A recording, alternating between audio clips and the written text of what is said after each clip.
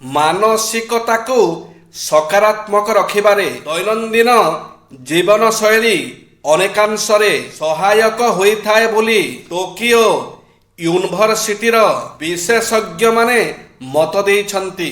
ସକାରାତ୍ମକ ମାନସିକତା ଓ ଦୈନନ୍ଦିନ ଜୀବନଶୈଳୀ ବିଷୟକୁ ନେଇ ସେମାନେ ଏକ ସର୍ଭେ କରିଥିଲେ। ଅଧିକାଂଶ ସମୟ ଚିନ୍ତାଗ୍ରସ୍ତ ରହୁଥିବା ବ୍ୟକ୍ତିଙ୍କୁ ଏହାର ପରିସରଭୁକ୍ତ କରାଯାଇଥିଲା। ଏହି ସମୟରେ ସେମାନେ ସନ୍ତୁଳିତ ଜୀବନଶୈଳୀ ଅନୁସରଣ କରିବାକୁ ପରାମର୍ଶ ଦେଇଥିଲେ। ନିୟମିତ ସମୟ ଅନ୍ତରାଳରେ ସେମାନଙ୍କର ମାନସିକତାକୁ ମଧ୍ୟ ଲକ୍ଷ୍ୟ କରିଥିଲେ। ଯେଉଁମାନେ ନିୟମିତ ଏକ ସନ୍ତୁଳିତ ଜୀବନଶୈଳୀ ଅନୁସରଣ କରୁଥିଲେ ସେମାନଙ୍କର ମାନସିକତା ପୂର୍ବାପେକ୍ଷା ଅନେକାଂଶରେ ସକାରାତ୍ମକ ରହୁଥିବାର ଏହି ସର୍ଭେରୁ ଜଣାପଡ଼ିଲା। ମଣିଷର ଆଶା, ମଣିଷ ଯାହା ଚାହେଁ ତାକୁ ତାହା ମିଳେ ନାହିଁ, କିନ୍ତୁ କାହା ପାଇଁ ଦୁନିଆ ଅଟକି ଯାଏନି। ପୁଣି ନୂଆ ମଣିଷ, ନୂଆ ଆଶା, ଏଇ ତ ଜୀବନ। ପ୍ରକୃତ ସମସ୍ୟାର ସମାଧାନ, ପ୍ରକୃତ ସମସ୍ୟାକୁ ଜାଣିବା। ଭଗବତ ଗୀତାରେ କୁହାଯାଇଛି ଯେ ବୁଦ୍ଧିମାନ ସେ ଚାରୋଟି ବସ୍ତୁ ତା ସମ୍ମୁଖରେ ଦେଖିଥାଏ।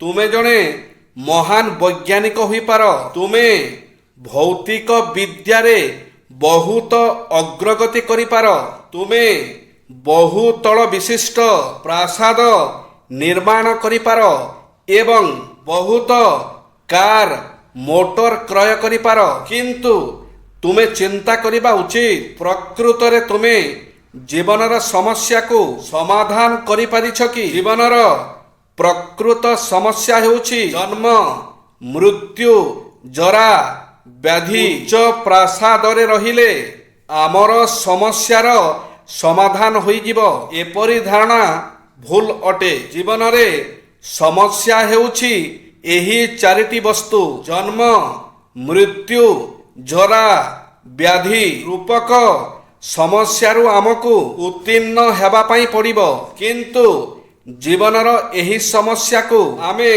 ଅବହେଳା କରୁଛେ। କିନ୍ତୁ ଆମର ବୁଦ୍ଧିମତାକୁ ଦୁରୁପଯୋଗ କରି ବଡ଼ ବଡ଼ ପ୍ରାସାଦ ନିର୍ମାଣ ଏବଂ ଶରୀରକୁ ସୁଖ ସ୍ୱାଚ୍ଛନ୍ଦ୍ୟ ଦେବା ପାଇଁ ସବୁ ପ୍ରକାର ବ୍ୟବସ୍ଥା କରୁଛେ। ଶରୀରର ମଧ୍ୟ ଚାରୋଟି ଆବଶ୍ୟକତା ରହିଛି। ତାହା କ'ଣ ଅଟେ? ଆହାର, ନିଦ୍ରା, ଭୟ ଓ ମୈଥୁନ। ଏହି ଶରୀରକୁ କାର୍ଯ୍ୟକ୍ଷମ କରିବା ପାଇଁ କିଛି ଖାଦ୍ୟର ଆବଶ୍ୟକତା ଅଛି। ପ୍ରତ୍ୟେକ ଖାଉଛନ୍ତି, କୁକୁରମାନେ ଖାଉଛନ୍ତି, ବିରାଡ଼ିମାନେ ଖାଉଛନ୍ତି, ପକ୍ଷୀମାନେ ମଧ୍ୟ ଖାଉଛନ୍ତି। ସେମାନଙ୍କର କୌଣସି ଅର୍ଥନୈତିକ ସମସ୍ୟା ନାହିଁ। ସେମାନଙ୍କ ପାଇଁ ସବୁଠାରେ ଖାଦ୍ୟର ବ୍ୟବସ୍ଥା ଅଛି। ସମୟ ସବୁକିଛି ଶିଖାଇ ଦିଏ। ଯଦି କାହାକୁ ନିଜର କରିପାରିବେ ନାହିଁ, ତେବେ ତାକୁ ନିଜର କରିବାକୁ କଥା ଦିଅନ୍ତୁ ନାହିଁ। ଯେବେ ଭରସା ଭାଙ୍ଗିଯାଏ, ନିରୀହ ଲୋକଟି ବହୁତ କଷ୍ଟ ପାଏ। ଜୟ ଶ୍ରୀ ଜଗନ୍ନାଥ।